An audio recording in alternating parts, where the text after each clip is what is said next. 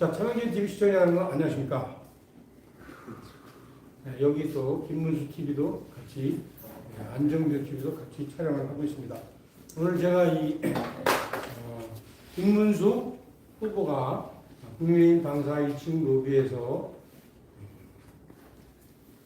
농성을 하시는데,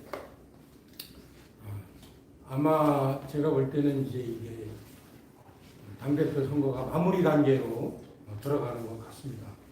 그리고 마무리 단계로 들어가면서 향후에 어떻게 결과가 날 것인가 이런 것도 어렴풋이 지금 보이고 있습니다. 그래서 이 부분을 좀 더 분명히 밝히고 향후에 당대표가 되신 이후에 이 당을 어떻게 이끌어 가실 것인지, 대한민국이 이제 아주 경랑에 휩쓸린데 이 대한민국을 어떻게 참 대응을 하실 건지 여쭤보고자 합니다. 지금 일단 농성부터 여쭤볼게요. 농성 지금 3박 4일이시죠? 그렇습니다. 예. 3박 4일 하셨는데 힘드시지 않으신지요? 힘듭니다. 그러세요? 네. 제가 장관님한테서 힘듭니다 얘기를 처음 들었는데, 네, 말씀하세요. 보면은 노인네들이 소리를 이렇게 크게 틀어놓더라고요.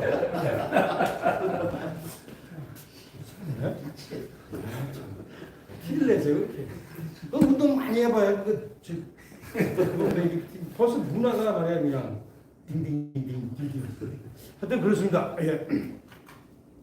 저도 그래요. 왜냐하면 이게 금방 까먹거든요. 휴대폰을 어디에 넣는지. 지금 농성을 이렇게 이제 하시는데 제가 여쭤볼게요. 압수수색이 지금 계속 들어옵니까? 올 것 같아서 이렇게 하시는 거예요?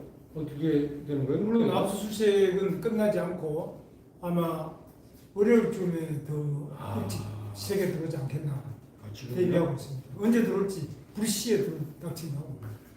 근데 이제 제가 궁금한 게요. 이 국민의힘의 지도부도 그렇고, 그리고 후보님도 엊그저께 말씀하실 때도 제가 이렇게 들어보면 얘네들을 압수수색할 때에 얘네들의 기본 전제가 뭐냐면 통일교는 아주 그 범죄 집단이다. 그 범죄 집단이 국민의힘에 잠입했다. 그래서 이 국민의힘에 잠입한 그 범죄 집단을 색출하고 그것을 중간에서 매개한 국민의힘의 어떤 이 당직자, 현재 이제 권성동으로 추측되어 있는데, 그 사람을 처벌하기 위해서 이렇게 압수수색 들어온다라는 이 논리가 저는 안 맞는 것 같거든요. 그 통일교에 대해서 그렇게 지목하는 것도 문제고, 그 지목할 권한도 저는 없다고 보는데, 이 특검이. 그런데 국민의힘에서 그 부분에 대해서 제대로 분명히 발언도 안 하고, 과거에 그 신천지에 그 이재명이 쳐들어갈 때 그때도 보면은 다들 침묵했거든요. 좀 저는 그런 느낌이 들고, 그런데 또 한 발 더 나가서 10명 명단을 가져왔는데 이거를 대조를 해봤더니 없더라. 저는 왜 같이 대조를 했는지, 그거 왜 그들한테 부한 행동했는지 그것도 또 저는 이해를 안 가고 그렇습니다. 그래서 이 압수수색에 대한 그 논리, 이 부분에 대한 그 후보님의 그 정확한 입장을 저는 원합니다. 말씀하십시오. 압수수색은 범죄 혐의가 있는 사람을 수사하기 위해서 그 물증을 확보하기 위한 수사 기법인데 최소한의 거칠 겁니다.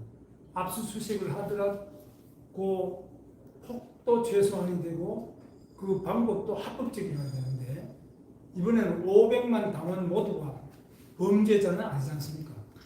범죄 혐의자도 아니고, 두 번째로 국민의힘이 어떤 범죄를 하는 것도 아닌 다른 어떤 혐의를 가지고 국민의힘을 지금 이렇게 500만 당원 전체를 압수수색하겠다. 그것도 개인 전화번호만 전부 나가지고 있는데, 이 당원 명부에는 이름, 핸드폰 번호, 또 계좌번호, 주소 모든 것이 다 들어가 있는 가장 중요한 내용인데 이것을 무차별적으로 500만 전부 다 내놔라. 이건 완전히 조폭도 안 하는 짓이죠. 세상에 이런 압수수색이 있었습니까? 저는 이 영장을 발부한 판사도 마땅히 파면되어야 된다고 생각하고 이 집행한 공수처는 즉시 해체되어야 된다고 공수처는 특검은 즉시 해체되어야 된다고 생각합니다. 강경하시네요. 근데 제가 이제 하나 또 여쭤볼 게 지금 엊그저께 우리가 이제 이 전당대회를 하고 쟤네들의 그 압수수색을 당하고 여기에 대한 저항하고 한 와중에 좀 이렇게 지나치는 것 같다라는 느낌이 드는 또 사건이 하나 있었는데요. 윤석열 대통령의 변호인 접견을 중단시켰어요. 그 다음에 윤석열 대통령의 강제 구인을 사실은 동의하지 않은 서울구치소장을 경질을 시켰어요. 네?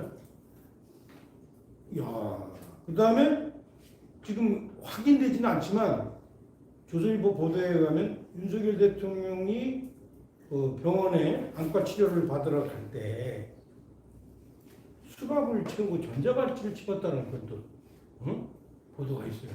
이 부분에 대한 제가 보니까 우리 우파가 지금 정신이 없어서 그런지 전당대회 때문에 정신이 없어서 그런지 아니면은 정말 이게 그래도 범죄 혐의 있는 사람이니까 맞다고 생각해서 그러는 건지 아니면 원래 이 작것들이 웰빙 족속이라서 그런 건지 여기에 대해서 무슨 당의 공식 성명이나 뭐 행동이 없어요. 이 부분에 대해서 우리 후보님 어떻게 생각하세요? 그러니까 인권 감수성이 매우 둔감하다 이렇게 말할 수 있습니다. 우리 당의 인권 감수성을 높이는데 제가 주력을 하도록 하겠습니다.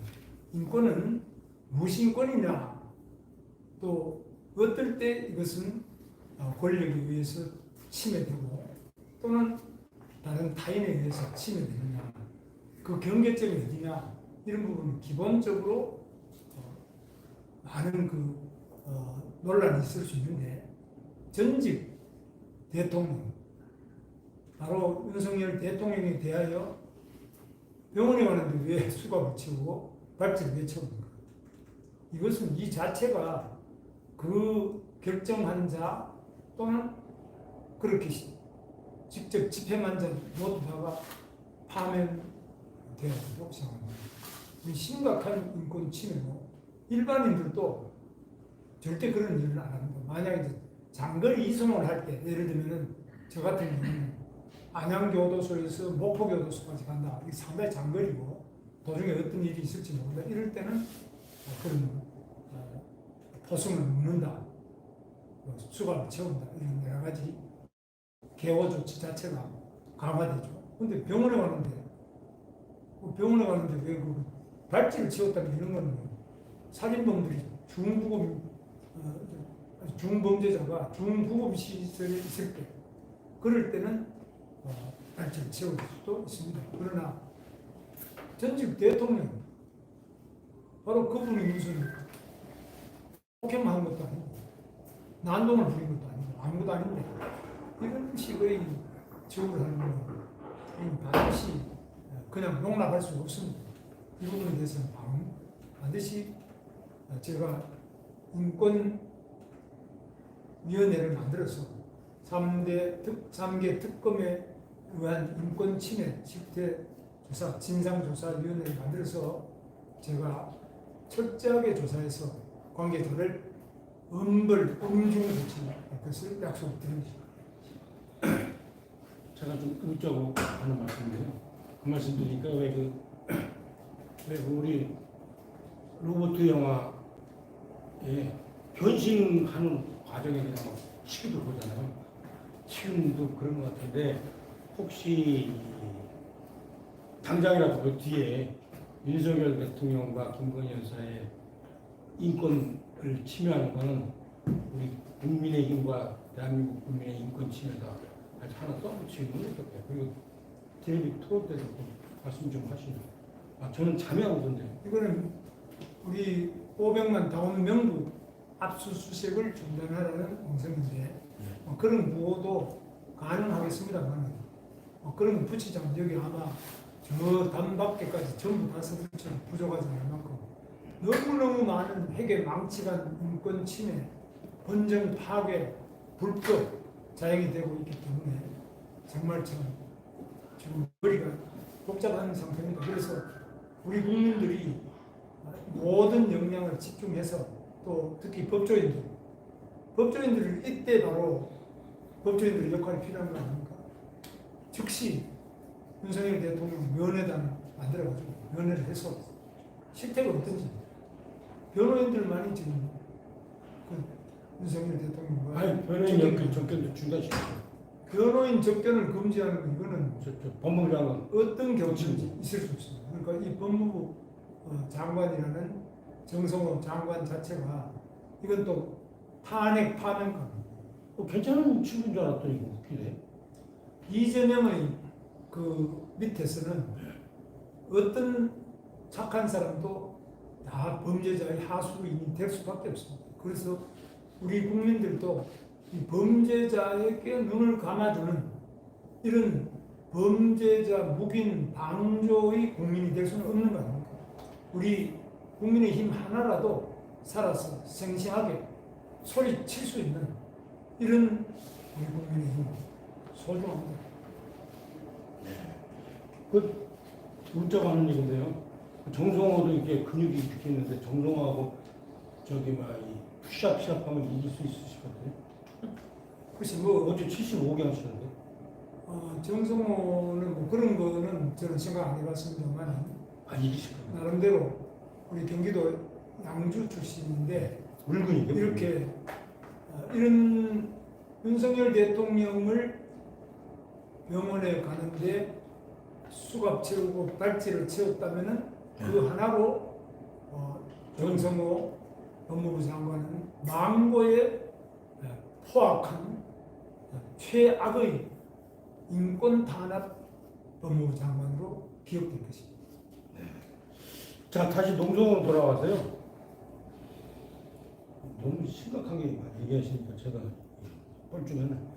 그 농성으로 다시 돌아와가지고 지금 이제 농성을 하시면서 제가 볼 때는 이제 말보다 행동 이게 진짜 투쟁이다를 보여주신 것 같은데 제가 볼 때는 이거보다 또 하나 더 나가는 게 뭐냐면 제일 힘 있는 게 이 민주주의에서 쪽수인데 만약에 지금 요 후보님과 아울러서 이번에 같이 그 후보로 나온 장동혁이 조경태 안철수 이런 친구들도 다 이렇게 같이 와가지고 이렇게 농성을 했다면 제가 볼 때는 이 부분에 대해서 아까 지금 망고의 역적 정성호가 반응을 안 할 수 없고 괴물 특검 애들이 우리 더 안 한다 이렇게 나올 수밖에 없을 것 같은데 다시 말하면 후보님이 행동으로 이렇게 투쟁이란 무엇인가를 보여주는 게 참 강력한데 거기에 뭐냐면 다른 친구들은 안 나오면서 제가 볼 땐 이재명이가 속으로 거봐라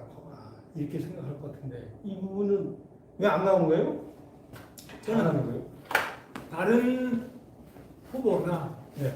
또 다른 당의 대표나 다른 분들이 다 할 수 있으면 저는 안 합니다. 제가 안 해도 그분들이 다 할 수 있는데 저는 조금 쉬어도 될 한편 아닙니까? 근데 지금 우리 당의 형편이 너무너무 이게 정말 행동해야 될 때 싸워야 될 때 싸우지 않고 외쳐야 될 때 외치지 않고 침묵의 또는 굴종의 이런 야당의 모습을 보여서 안 되는 상황에서 제가 나와서 문제. 저 혼자라도 이렇게 나와 있다는 것 자체가 밤에 등불이 많이 필요하면 더 많이 있으면 더 밝겠지만 하나의 등불이라도 있을 때와 등불이 하나도 없이 꺼져버릴 때 이거는 암흑과 아주 밝은 세상이 나눠지죠. 그래서 저는 제 자신이 늘 하나의 등불이 되겠다 이런 생각으로 지금 이 농성을 시작하고 있습니다.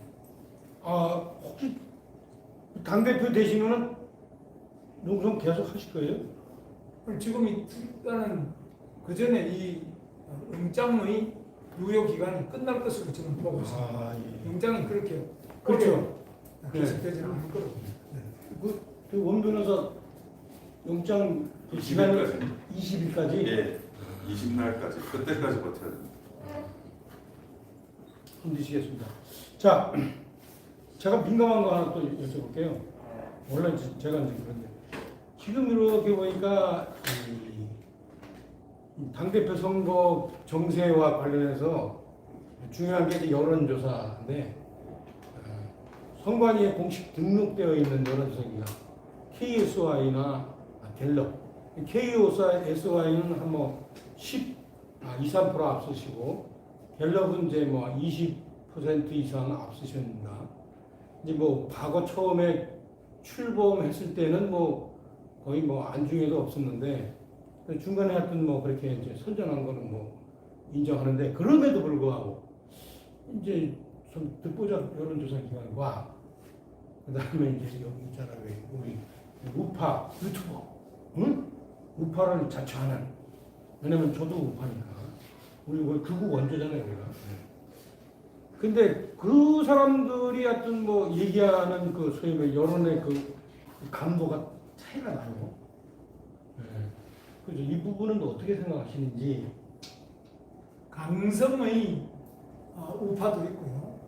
좀 부드러운 분도 있고 중도 중에서 왔다 갔다 하는 분도 있고 이 여론이라는 것은 항상 고정불변의 뭐 건축물이나 돌덩이나 이런 것처럼 고정되어 있는 것이 아니고 바다에 파도처럼 수시로 변하고 또 우리 바람처럼 불었다 안 불었다 이렇게 하고 민심의 그 시점에 담겼는데 어떻게 조사하느냐 조사 방법의 차이 이런 여러 가지에 의해서 차이가 나는데 실제의 우리 여론은 그 어느 쪽으로 조사 방법에 의해서 어떻게 다르게 드러나더라도 하나라고 보는데 저는 우리 국민의힘이 지금 야당이 되었다. 그리고 지난번 선거에 졌다. 그럼 어떻게 하면은 이재명의 포악한 독재 정권을 이겨낼 수 있느냐. 이러한 관점에서 여론이 형성될 것으로 보고 있습니다. 그래서 지금 이 투쟁 바로 500만 당원의 명분을 목숨 걸고 지키는 이것이 바로 500만 당원의 절대 명령. 우리는 절대 사수해야 된다고. 그런데 지지율이 이제 그 말하면 저희 우파 유튜버와 그쪽의 그 여론 지지율 이것과 보통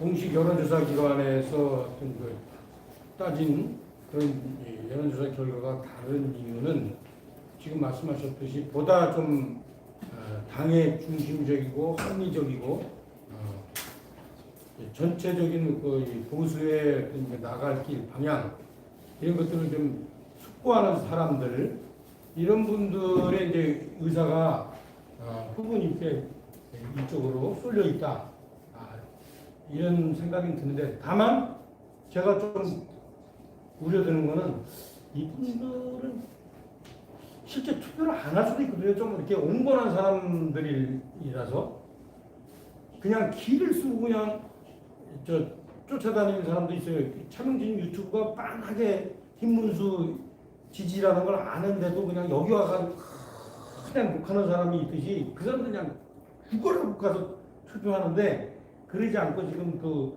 후보님을 지지하는 사람들 이런 사람들은 좀 적극성이 좀 떨어지는 것 같다라는 생각이 들어서 막 이분들을 투표장으로 끌어내기 위한 후보님의 특별한 뭐 비책 전략이 있다면 지금 이재명의 무도한 만행 심해질수록 우리 좀 부드럽고 중도적인 많은 네. 분들이 분노하게 되고 지금 지지율이 떨어지고 있잖아요. 이제는. 중도가 아니라 합리적인 그래서 중도는 아니고 윤석열 대통령에 대해서도 그동안 뭐 비판하는 사람도 있다가 아니 전직 대통령 병원 가는데 무슨 네. 발찌가 필요하냐. 네. 그러면 저도 교도소에 있을 때 검사가 우리 서울구치소 있었거든요. 서울구치소까지 와서 저를 조사를 했어요. 대통령이 서울구치소에 있는데 안 간다 그러면 검사가 특검에 검사들이 와서 수사하면 되지. 꼭 강제로 체포를 해가지고 그렇게 보도가 되고 영상이 나오고 이렇게 해야 될 이유가 없잖아요. 그래서 이 만행 전직 대통령에 대한 예우는 고사하고 전직 대통령의 그 내외를 다 구속시키고 다 언론에 노출해가지고 망신을 주고 그리고 발찌와 또 수갑까지 채우고 강제로 체포를 집행하는 것. 이것을 바로 우리는 야만이라고 하고 이것을 폭행이라고 하고 이것을 권력에 의한 인권 탄압이라고 그러는 거 아니겠습니까? 파시즘이 파시즘. 네, 이 파시즘을 넣어서 나는 파시즘도 이렇게 하는 거는 못 봤어요. 전직 대통령은 히틀러도 그 전직 대통령은 이렇게 하지 않았어요. 그래서 좀 너무 국민을 무시하고 특히 국민의 힘을 무시하는 것이다. 500만 당원명부를 내라는 거 이거 자체가 얼마나 국민의 힘을 우습게 봤습니까? 늑대 한 마리가 양떼가 100마리 있는데도 전혀 두려움 없이 와가지고 물어 뜯는 이거하고 다를 게 있습니다. 그러면 양떼들이 적어도 100명이 모여가지고 늑대 한 마리를 그냥 발로 박든지 머리를 박아도 그 늑대를 이길 수 있는데 놀라서 다 도망가니까 이런 상태까지 온 겁니다. 그래서 저는 이번만이 아니고 지난번에 박근혜 대통령 똑같지 않습니까? 박근혜 대통령이 뭐 온갖 그냥 무슨 불륜이 있었다 무슨 뭐 어떻다 보톡스.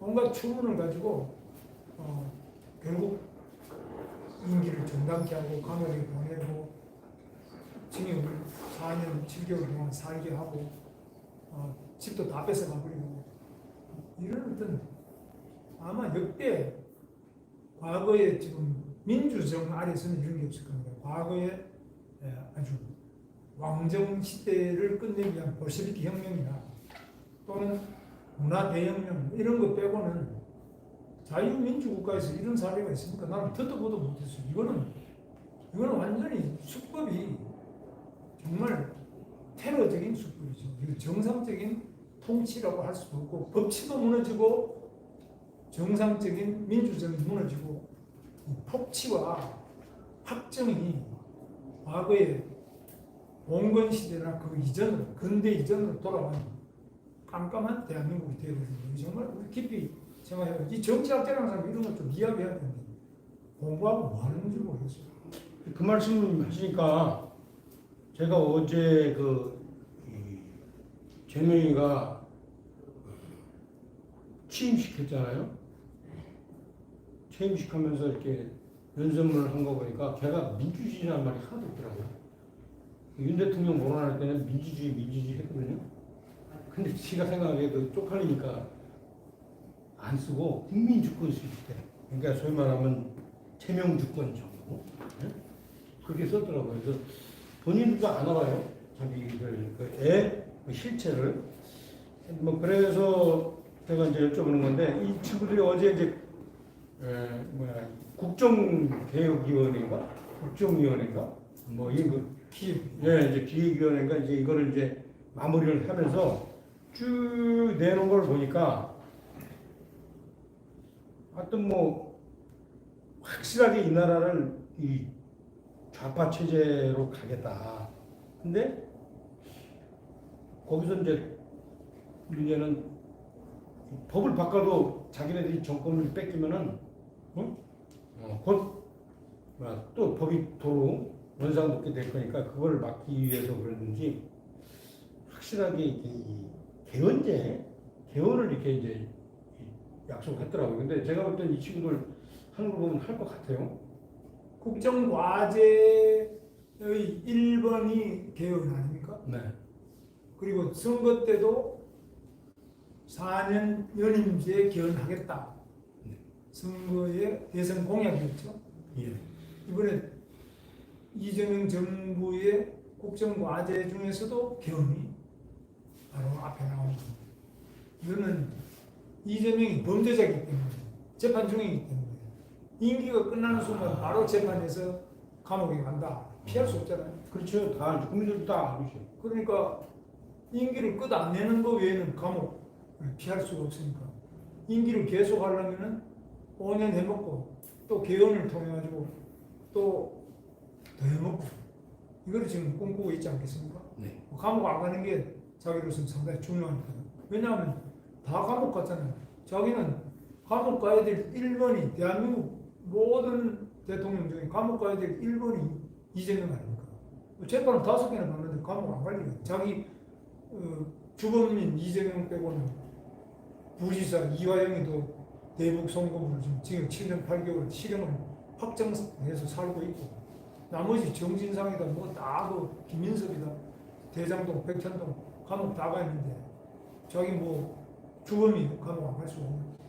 그래서 이 개헌은 이재명으로서는 감옥 안 가고 자기가 안 죽으려 살기 위해서 발버둥 치는 개헌인데 이거는 뭐 국가를 위한다 뭐 딴 건 다 헛소리고 내가 감옥 안 가기 위해서는 어떻게 하든지 자기 임기를 연장하는 개헌을 할 수밖에 없다 이렇게 보겠습니다. 제가 그 후보님이 제 말하면 당내에서 거의 그 당론을 완전히 반대하는 사람들 이런 사람들까지 다 앉자 그렇게 말씀을 할 때 그 근거로 개헌저지선을 얘기할 때 옛날에 홍준표가 말이야 바른미래당 데리고 올 때 개헌저지선 얘기하고 좀 같다라는 생각을 하면서 좀 이렇게 막 이렇게 뭔가 좀 꼼수스러운 그런 느낌이 들었었는데 어제 국정기획위원회에서 지금 말씀하신 대로 개헌을 한다는 걸 딱 들으면서 이 양반이 이 개헌의 쟤네들의 의지와 계획을 어떻게 읽었네? 그 정보가 있으셨던 거예요? 정보 하나도 없고 그냥 이재명의 선거 공약입니다. 그것도 중요 공약이고 이번에도 국정 과제에 아주 중요한 과제가 개헌하겠다 이겁니다. 상대가 이야기하는 걸 안 듣고 우리는 집안에 당파 싸움한다고 바빠가지고 일본 왜군이 쳐들어온다고 다그 전쟁 준비하고 다 배를 만들어가지고 지금 타고 오는데도 아직까지 사색 당파를 하고 있어요. 그래서 결국은 망한 거 아닙니까? 정말 우리가 이 당파 싸움에 나라가 무너진다는 거 이거 다음도 마찬가지죠. 서로 싸우다 보면은 결국은 박근혜 대통령이 뭐 탄핵 저지선이 없었던 거 아니에요? 내부에 당파 싸움하다가 결국은 박근혜 대통령 탄핵됐고 윤석열 대통령 똑같죠. 그때는 108석인데 108석 같은 뭉치기만 왜 탄핵이 됩니까? 그러니까 집안 싸움에 대통령 2명 감옥 보냈으면 됐지. 계속 싸워가지고 당 쪼개고 그것이 혁신입니까? 그런데 이제 그 말씀하시니까 지난번 인터뷰 때도 제가 여쭤봤지만 한동훈이나 뭐 이준석 이런 애들이 지들이 여태까지 뱉어놓은 말이 있는데 순순하게 그래 아마 과거는 있고 우리 한번 다시 잘 살아봅시다 열심히 싸워봅시다 이게 안 할 것 같다라고 제가 말씀을 드렸잖아요. 그때는 뭐 사실 그 대답이 그렇게 그냥 흔쾌하지 않았어요. 근데 어저께 뭐 고성국 TV 이렇게 인터뷰 하시면서 정 말 안 들으면 뭐 좀 제재해야죠 이렇게 얘기하셨거든요. 좀 이렇게 생각이 바뀌셨는 거예요? 아니면은 어떻습니까? 생각이 바뀐 게 아니고 이제 적대적 모습과 우리 당내의 모습은 다르죠. 이재명 같은 저 늑대와 싸울 때는 인정사정 보고도 그냥 해야 되지만 우리끼리 우리 당내에 서로 생각이 다른 사람들끼리 싸울 때는 이건 첫째 대화, 둘째 토론, 셋째 설득, 넷째 표결, 다섯째 징계 이렇게죠.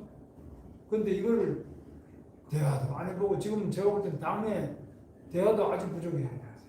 그래서 제가 이제 한동훈 같은 사람도 예를 들면 대화를 하려고 하더라도 네. 이 전화도 잘 안 통할 때도 있고 대화가 절대 부족해요.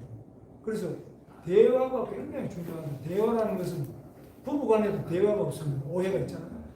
그 사람은 뭐 지가 제일 잘나는데 두분 전화 그러니까. 받았어요. 부부 잘나든 못나든 부부간에도 대화가 있어야 돼요.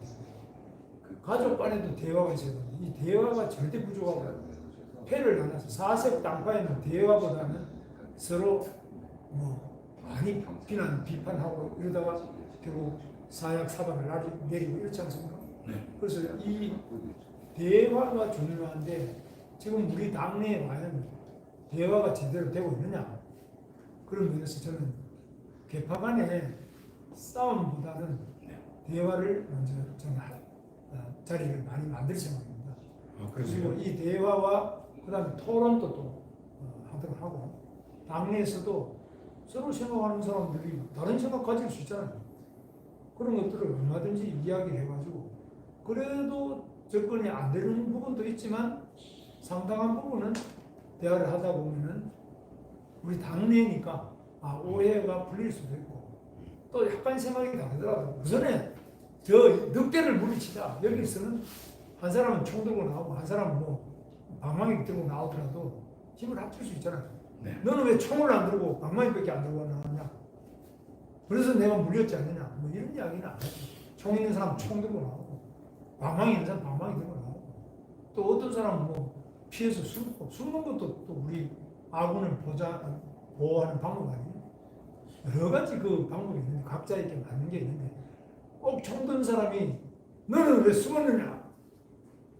너는 비겁하지 않느냐? 이렇게 전쟁 끝나고 이러면 그 구속이 되겠어요.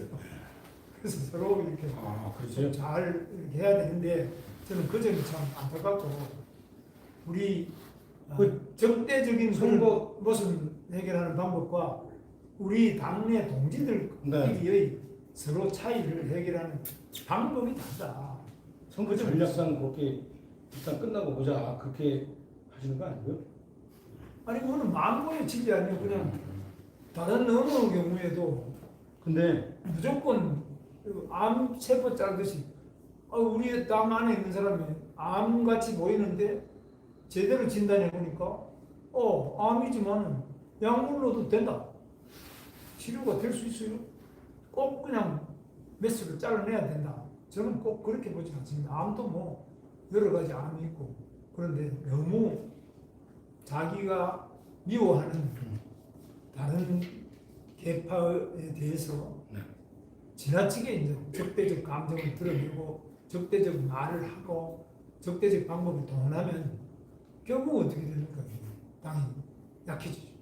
그러니까 그 말씀하신 게 제가 이제 사실은 생각을 많이 해봤는데 후보님이 당 대표 되면 아까도 제가 얘기했듯이 제일 중요한 게 이 단일 대우인데 딱 뭉쳐서 싸우면은 아까 그 얘기하셨듯이 양이라도 절대 늑대가 침범 못하는데 드는 몇 가지 생각이 하나는 이 당이 양이 아니라 뭐 들소 정도는 돼야 되는데 이 양은 죽어도 딱 깨나고 DNA가 못 뭉치는데 과연 뭉칠 수 있느냐 그런 걱정도 들고 그러면 이제 후보님이 야 뭉쳐서 싸우자 그래도 이제 그냥 다 지지부진하다.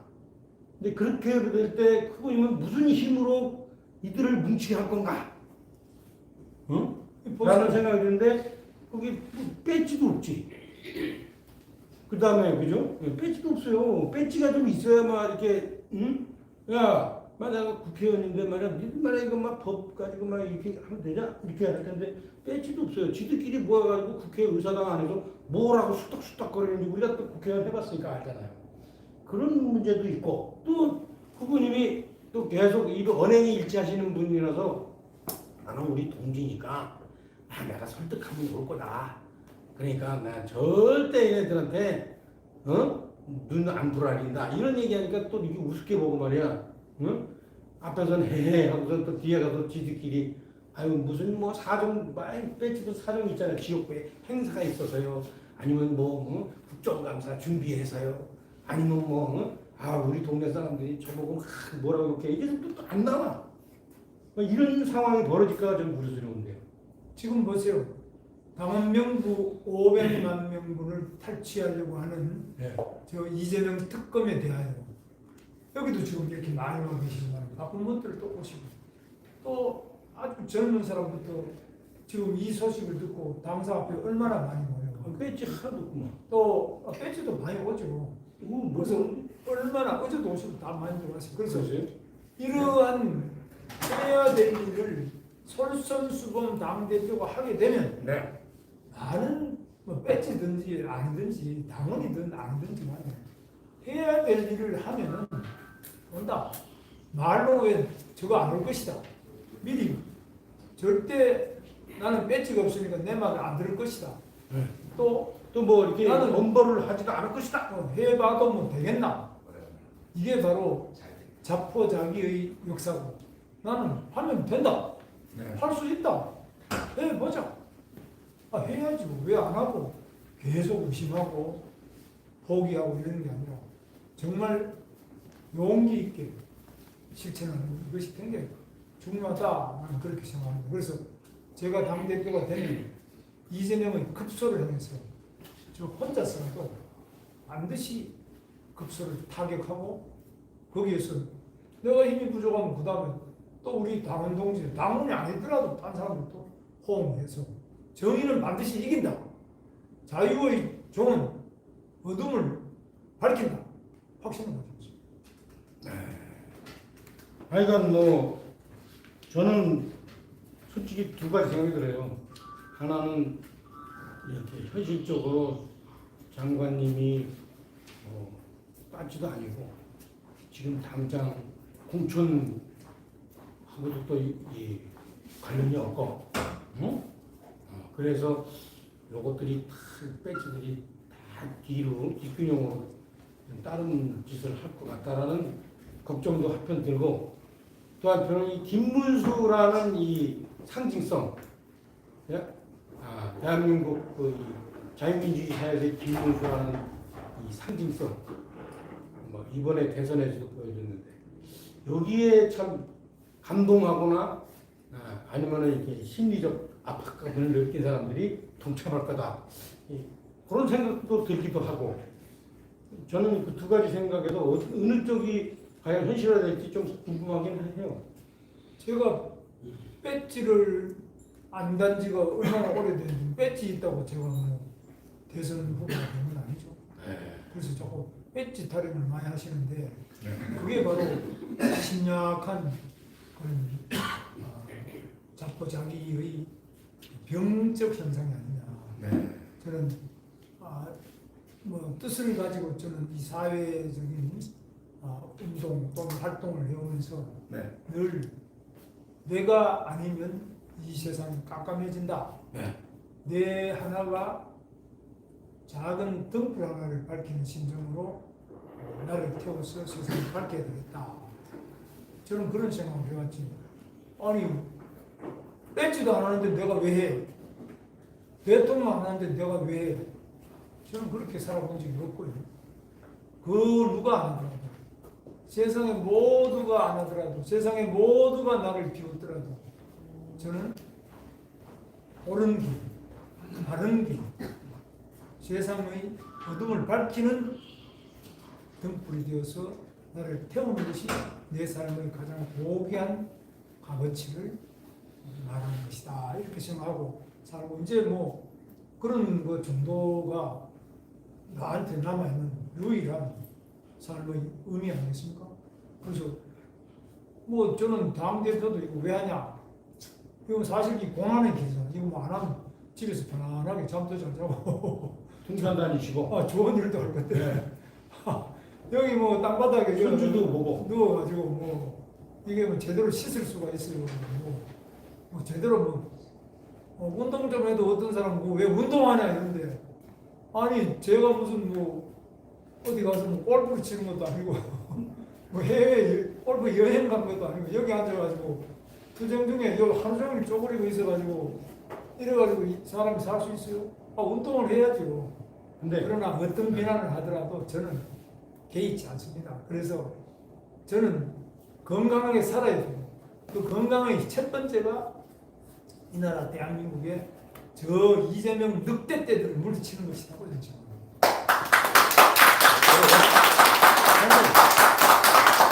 사실 제가 우리 이 후보님한테 자주 이제 가끔 그런 얘기 하잖아요. 아이고 저도 이제 이렇게 시골에 가서 사는데 좋던데요. 우리 이 사부님도 조금 이렇게 적고 이렇게 시골에 가서 이렇게 편하게 사시면 어떻습니까? 그러면은 그때마다 상당히 언짢은 표정으로 이렇게 저를 쳐다보셨는데 오늘 드디어 본인의 의도를 말씀하시는 건데 끝까지 다 부서진 한인이라도 응? 이름을 남기겠다 내지는 뭐 민주주의에서 내가 피를 흘리겠다 딱 그런 말씀이시죠? 이름을 남기겠다는 말은 한 적이 없는데 아니 옳은 일을 위해서 피를 흘리는 그것은 바로 하늘나라로 가는 제일 좋은 영광의 길이죠. 옳은 일을 하다가 죽는 것이 두렵지 않은 그런 사람. 그게 올바른 사람 아니에요? 옳은 일을 하는데 요거 피해서 살아야지. 나 요거 안 해야지. 이렇게 생각하면 그 삶이 옳은 삶이냐 이거죠. 근데 이제 저는 듣는 분이 제가 여쭤보고 싶은 건 다 여쭤봤는데 그런데 거기에 문제는 뭐냐?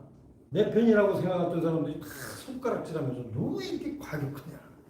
너 지금 뭐 그것만 하다가 사냐? 이렇게 하면 진짜 좌절하는데 그런 생각은 안 들었어요? 저는 사실 그런 생각 때문에 제가 가평으로 간 거 아니에요. 저는 우리 어머니가 이제 유언이 문수야 니는 졸업하고 데모하면 안 되나? 네. 이러고 돌아가셨어요. 그리고 우리 어머니 생각하면 참 불효죠. 불효네.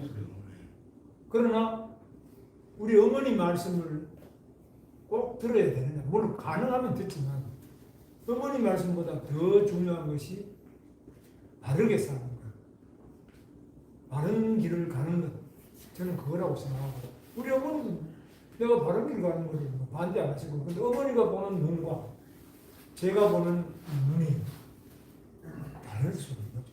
그래서 우리 어머니도 저를 진심으로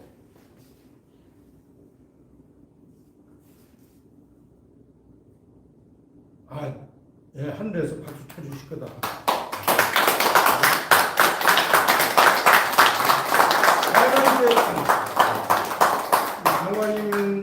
장관님한테 제가 드리고 싶은 말씀은 그래도 이렇게 장관님을 이렇게 이제 안아주는 분들이 있어요. 물론 장관님한테 아까도 얘기했듯이 박근혜 대통령 탄핵 때 특히 그런 게 많았는데 다 손가락질하고 그 이제 막 결국에는 이제 극우 정치인 1호로 낙인을 찍고 그럴 때도 이제 꿋꿋이 버티셨는데 그럼에도 불구하고 그때 장관님을 한결같이 참 박수 치는 이름도 모르는 사람들이 그런 사람들이 또 꽤 있어요, 그죠? 그런 이제 그분들이 보는 눈이 있고 우리 어머니의 마음으로 보는 게 있고 제 이제 아내가 이제 저를 보는 눈이 아니겠어요? 그 설교사가 그래 그만하라 아니요? 당신이 뭐 그만하라는 보다 이제 거기도 이제 자포자기 이제 격려죠. 그러니까 어떻게 뭐 자기 말한다고 그런 것도 아니고 꼭 그대로 하는 사람도 아니지만 뭐 내가 꼭 틀린 것도 아니잖아요. 그러니까 출근길은 옳았지. 근데 이제 사람들이 다 손가락질하고 마녀 사냥하고 본인도 힘들고 그렇잖아요. 사람이 아우슈비츠에 있는 사람들 중에서 살아난 사람들 이렇게 조사를 해보니까 연구를 해보니까 나를 바깥에서 기다리는 사람이 있다. 이런 사람들이 살아남더래요. 그 장관님도 이제 그런 일은 참 이렇게 여기 있는 분들 이렇게 장관님을 지지하는 사람, 촉구 없이 지지하는 사람 이런 사람이 있으니까 그래도 좀 보람은 있잖아요. 그렇지. 지금은 뭐 어머니한테는 좀 미안하지만 워낙 이 뭐 인터넷 이런 게 발달이 네. 돼가지고 지금 보면은 내가 여기 하고 있는 것도 다 마음이 있는 분 보실 수 있잖아요. 네. 옛날에는 내가 여기 뭐 앉아가지고 농성을 하는 왜 방송을 하고 진짜라고 모를 수도 있고 세상에 모를 수 없죠. 정말 다 알잖아요. 좀 하는 말이 하나님이 네.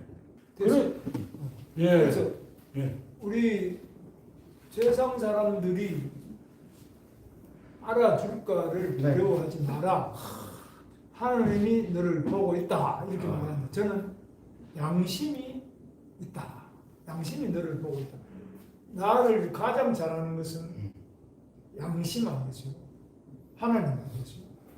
내 속에 내가 나를 가장 잘 알고 하나님이 가장 잘 알는 그런 게 있다. 그럼 누가 알아주느냐 뭐 그런 식의 생각은 저는 다 이미 넘어섰다고 생각하고 지금 현대 문명의 발달로 이 보시죠 다 알잖아. 이 전부 뭐 자명경 TV, 뭐 안중근 TV 보고 다 알잖아.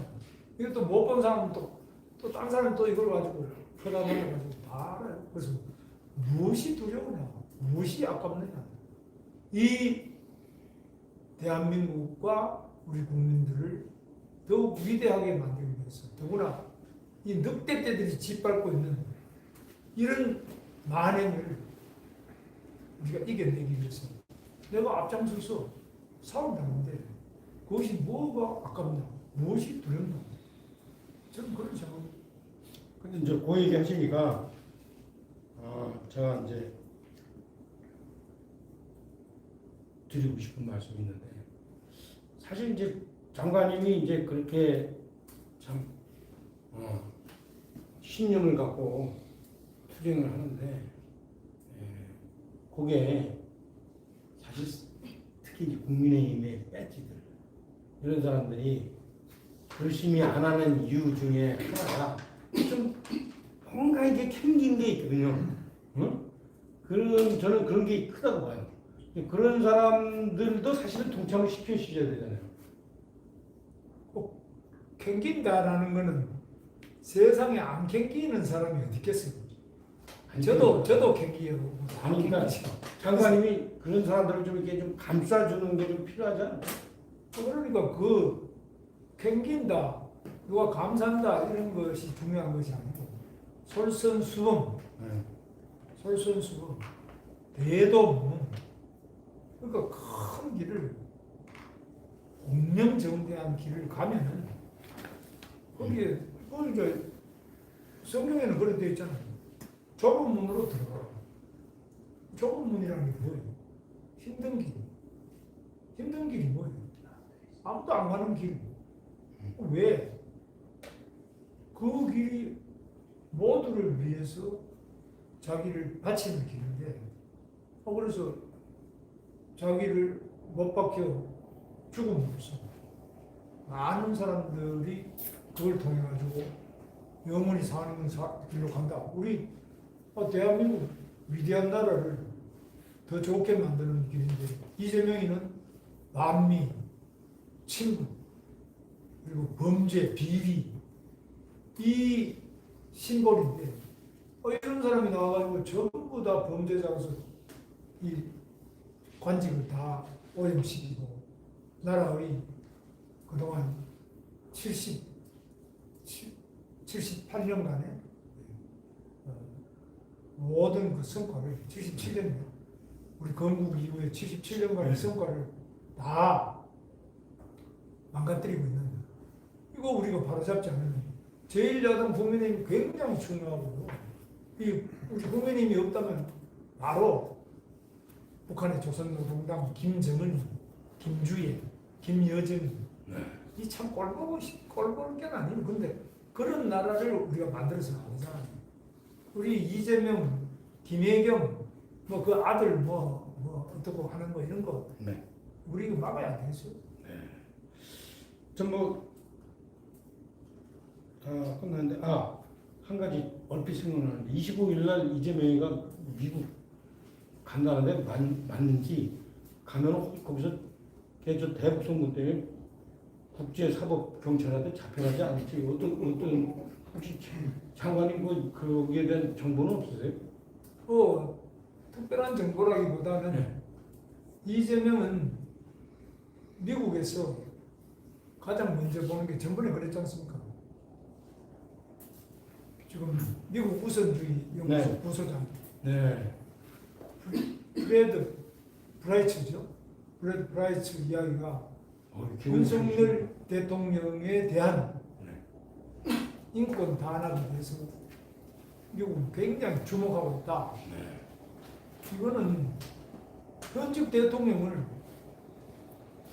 이렇게 끌어내려가지고 또 감옥에 억지로 체포를 해가지고 병원에 가는데 왜 거기다가 발찌 수갑을 채워가지고 이렇게 많은 인권 탄압을 하고 있느냐 이런 부분에 대해 가지고 주목하죠. 이 세상에 주목 안 하는 우리가 한국에서는 이걸 좀 크게 안 떠드는데 바로 우리 국민의힘 제1야당 깜깜한 독재 정권의 어둠을 밝히는 단 한 줄기 빛 국민의힘이 바로 이런 것을 전 세계 만방에 알려서 이 야만적인 늑대 이재명을 반드시 잡아야 된다 이렇게 생각하고 있습니다. 그래서 저는 제가 하고 있는 이 지금 방송은 우리의 최소한의 권리를 지키기 위한 인권을 지키기 위한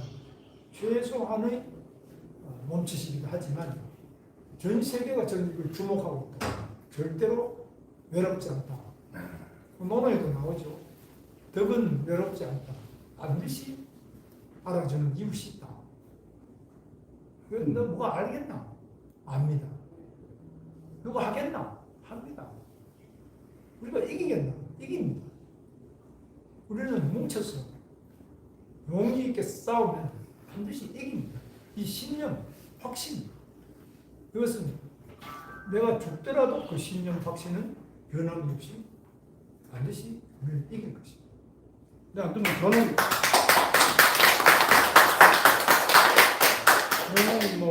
이 개인적으로 드는 생각이 장관님이 이 농성을 보면서 향후에 장관님이 당대표 됐을 때 전국이 어떻게 돌아갈 건가 이게 보이거든요.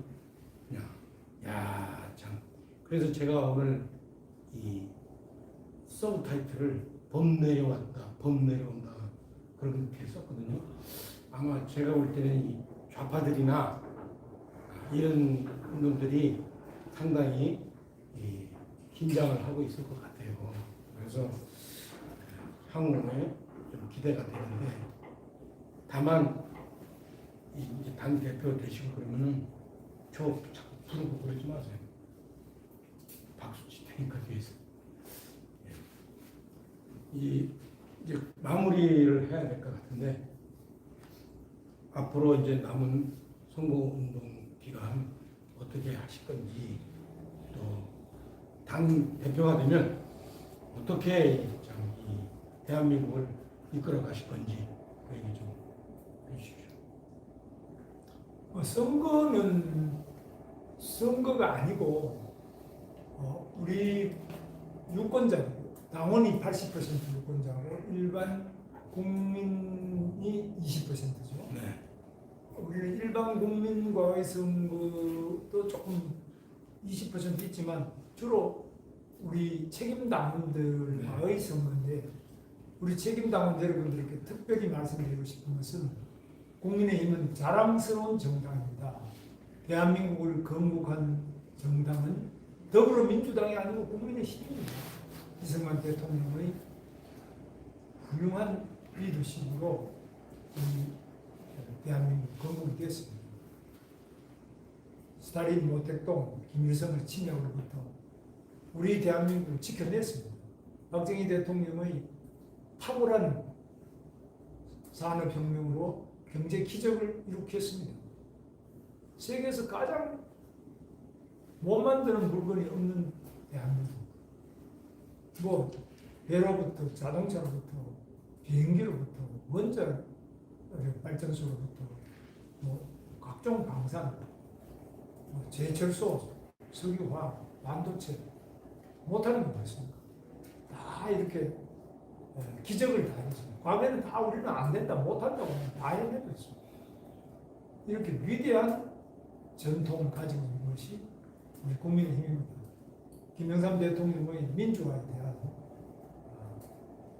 많은 업적, 그리고 우리 여기 차명전 의원도 그렇지만 저도 그렇고 많은 민주화 운동의 일꾼들이 우리 당에 또 같이 일하고 있습니다.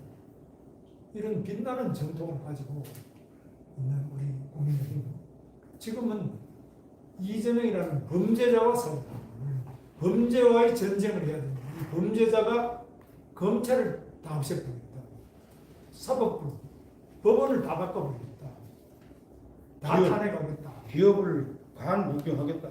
그리고 기업은 뭐 누구나 다 그냥 노란봉투법 만들어 외국으로 다 내쫓아버리고, 외국 기업이 여기 와 있는 주한 미국 상공회의소 회장, 또 유럽 상공회의소 회장 다 노란봉투법 만들면 우리 한국에서 사업 못하겠다. 그런데도 노총 민주노총이 요구한다고 했어요. 그 요구를 받아들여가지고 노란봉투법 통과시킨다고 합니다. 여기에 대해서는 모든 기업인들, 모든 또 젊은 청년들하고 힘을 합쳐서 싸워야 됩니다. 그래서 이 싸우는 과정에 전열을 정비하는 것이 바로 전당대 아니냐. 당대표가 그 싸움을 쥐봉을 드는 자리지. 이게 무슨 뭐 벼슬도 아니고, 이게 뭐 다른 어떤 말장난 하는 자리도 아닙니다. 그래서 자기를 희생하는 솔선수범과 그것이 올바른 방향에서 잘 이루어져서 늑대를 이기는 지휘자가 나와야 됩니다.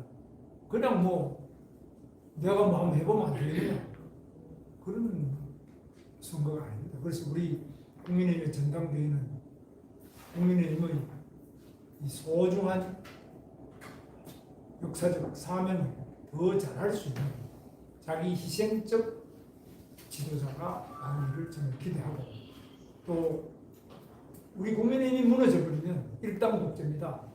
늑대 떼들의 일당 독재 아래 5천만 국민들을 다 던져버릴 것이냐, 아니면 우리 500만 당원이 똘똘 뭉쳐서 5천만 국민들의 행복을 우리가 책임지고 실천할 것이냐, 그런 갈림길이라고 생각합니다. 우리 국민의힘 500만 당원 동지 여러분, 화이팅! 화이팅! 네. 감사합니다.